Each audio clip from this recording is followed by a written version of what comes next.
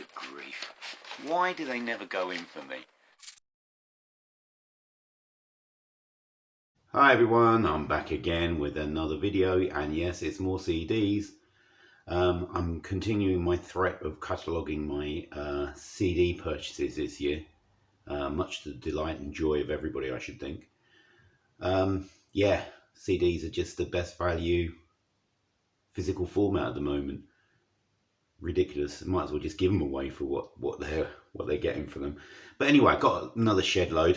I'll go through them. I'm not going to spend too much time on each one unless it needs to. We'll just whiz through them. Right, now, where should I start? Let's start that one. Right, I've got two piles of them here. Right, so some of these CDs I've got, you end up getting like 3 for £1 or something, and you end up with like stuff that you wouldn't necessarily buy, and that's the case with this one. So this first one, so this is the soundtrack from the movie Daredevil from about, what, 2002 was it? 2003. I didn't actually mind this film. Maybe I'm just easily pleased. I like any old superhero thing. So I picked this up and I thought, yeah, give it a go. Probably best known for this is where I think this is where Bring Me to Life by Evanescence first got any exposure, eventually becoming a massive mega hit. This is full of early 2000s. I don't know, can you call it metal or is it hard rock? I don't know, but it's kind of blustery. A lot of it's just really empty. You've got bands like Fuel, Saliva, Seether. Who else is on here? Moby did one of the best tracks, actually. That's a really good track, actually. I don't know, Hoobastank, Chevelle, lots of 12 Stones. It's very, very mediocre. So there we go, that's that one. This, on the other hand, I've been waiting ages to get. This was an eBay purchase, so I do buy them off eBay sometimes, and they're on for a couple of quid. But if it's something that I really want, then I'll go there. This is a band called Paramore, and this is their debut album, Dragline. So they were around in sort of mid-90s, early to mid-90s. And this is a great, I think it's almost a lost grunge album. This is terrific stuff. It's got that loud, quiet thing going on. I think, so I did have a single off this called Jessie, and I think that might be Jessie because it's a song about a dog.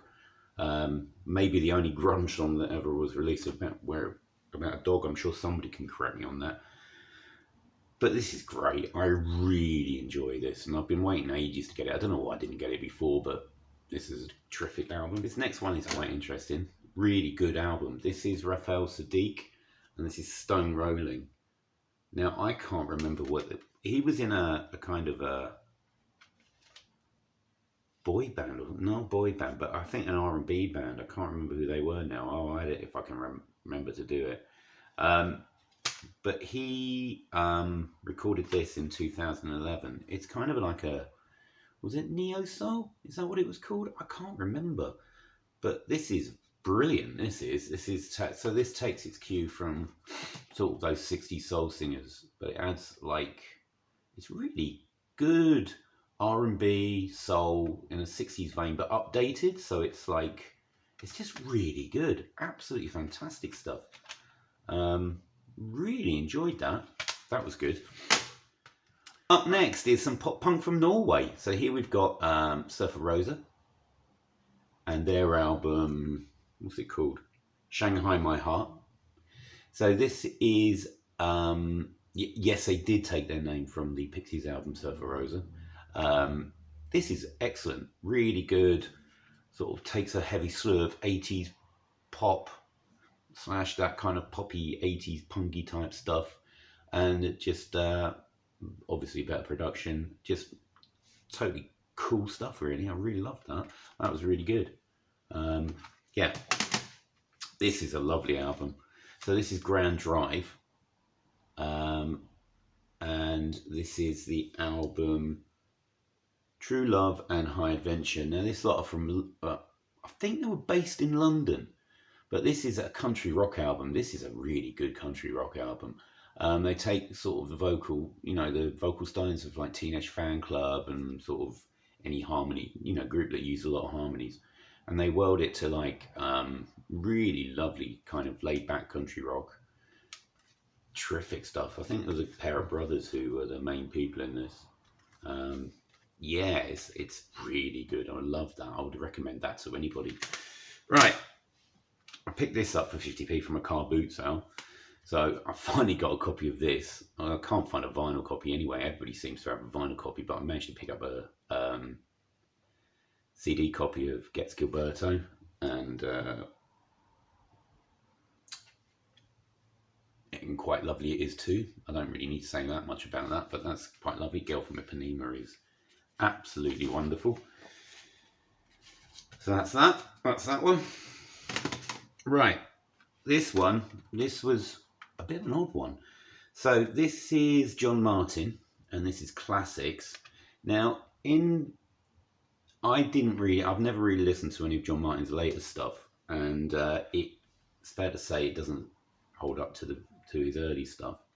So he's re-recorded a load of tunes from earlier times, and it's a double CD, but my word, is it a game of two halves. The first CD is terrible, Muzaki, bland, lacking in energy, just nothing, absolutely nothing. They are awful versions. But the second CD, he seems to have a bit more fire in his belly, and his vocals are much better on the second one of this. Now, if you read about this online, they'll say CD1 is better than CD2. They're talking rubbish. CD1 is bland. CD2 is, some of it's alright, some of it's passable. 50p's worth, probably. There's about 2 or 3 decent tracks on here, so I'm not complaining about paying 50p for that. This was 50p as well. This was really good. So I don't know, it's got the chart show on it, but I don't know what that's got to do with the chart show, because they never played really that much blues. But this is a cracking compilation. So it's basically 2 CDs of blues tunes. So it goes from, as you can see from the front, I mean, it's obviously going to have U2 and BB King on there, because I think this was released 94. So it's, when was that? Was that 4 or 5 years after Rattle and Hum? Something like that. But it's not just that. It's got Muddy Waters, John Lee Hooker, Howlin' Wolf, Albert King, Otis Rush, BB King by himself, Canned Heat. There's a free track, some Taj Mahal. Who else is on here? JJ Cale's on here. Elmore James, Little Walter, John Mayall, George Thorogood and Destroyers. Although Bad to the Bone, I'm not sure why that's on there. Sonny Boy Williamson, Etta James is on here. Slim Harpo. I mean, it's a really good compilation. Really good. Now, I bought this hoping, well, kind of expecting this to be semi-good. This is Pretenders' Loose Screw. So the first track is great. Lie to Me. It's great. It sounded like it could have been an outtake from Learning to Crawl, which is my favourite Pretenders album. Well, it's one of my favourite albums, full stop. And I thought, oh, this is going to be good. And then it just turns into a puddle of mush. I mean, there's probably 4, 5, 6 COD reggae songs on here. I don't know, serious misstep. I mean, I saw Richard McCook's Pretenders ranking. I think he did put this bottom, I think. But he said he's warmed to it a bit. Well, I don't know how, because this is awful. Yeah, not good. Not good at all. Really disappointing, this one. But then 50p, I can bear it. If I ever see Kylie, I buy it. This is great. Not as good as some of her other albums from the like some of her more recent stuff, but it's Kylie. I like Kylie. I don't care. Right. One band I've been not getting into, but I've enjoyed his YouTube channel. Now, I've been watching a lot of Justin Hawkins. Justin Hawkins Rides Again is his YouTube channel. I really enjoyed it. He goes into all kinds of stuff, talking about, I don't know, different bands he likes, and I just find it really interesting. But one thing I never found interesting was the Darkness's own music. Now, I have a copy of Permission to Land, and I just can't get into it. I really can't get into it. So, but I thought, okay, I saw this. I think this was, 3 for £1 deal or something. But I got their second album, which is One Way Ticket to Hell. This is way better. This is actually a really good listen. So, Justin Hawkins tones down the falsetto stuff. He still uses it, but in a much more sparing way. And I think this is great. Much more impressed with this album than the one that got all the acclaim. Acclaim? Sales? I don't know. But I think this is way better. Really enjoyed this one. Yeah, so that's that. Rattling through these. I don't know how long I'm taking. Right, got a soundtrack to a 90s BBC TV programme starring John Sim, The Lakes. I have no idea. I don't even remember it being on. But this is a terrific indie compilation from sort of mid-90s. I mean, it's got everybody, Brickpop royalty, really. Supergrass is on here. Edwyn Collins, Got a Girl Like You. Blue Monday's on here. The Bunnymen are on here.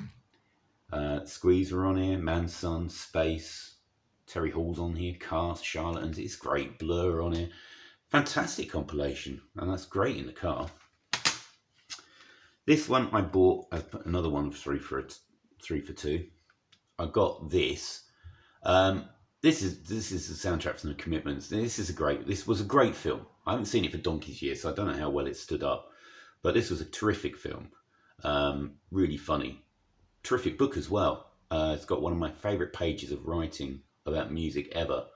After the band splits up in the book, some of them form a country rock band, and there's a page describing listening to one of the Birds tracks, and it's just, I think it's amazing. I really should buy a copy of the book just for that page, really. This is not so great. Listening to the soundtrack, it's like pub band versions of R&B classics. I remember I did buy this at the time. I bought it on, what did I buy it on? I think I bought it on a tape, maybe. I took it from HMV in 1991 or whenever it was. And I think I listened to it once and I thought, dear me, this is awful. So I took it back and swapped it for Bandwagonesque by Teenage Fan Club, and I certainly did the right thing there. So that's that. More pop punk, bit of Paramore. I like them. They're not a very difficult listen. They're just kind of like perfect car music, really. Maybe when you don't have to concentrate quite so hard on listening to music. Maybe when you're in the mood, you want some music on, but you don't necessarily want to have to concentrate on it to really listen to it. So good for the car. Brickpop. Wow. Back in just before Brickpop, there was a scene called the New Wave of New Wave, I think it was called, which was daft. I think it was basically 2 or 3 bands like These Animal Men and this lot called Smash.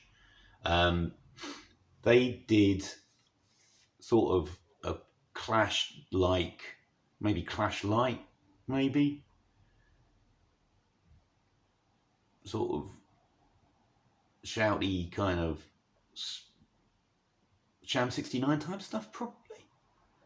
I've got a single by them, and I really rate that single. I think it's a mini album actually. Well, it's a 12-inch. I don't know. I think it might be an EP, and I really rate that. This, on the other hand, the songs are there, but the production is abysmal. It is sunk by its production. It's so tinny. Incredible. But I might talk more about those when I eventually get, if I ever eventually get around to talking about Britpop and what I liked about Britpop, because they were sort of around at the time, so I'll talk about that. But yeah, terrible production. Anyway, thanks everybody, and I'll see you again soon. Bye!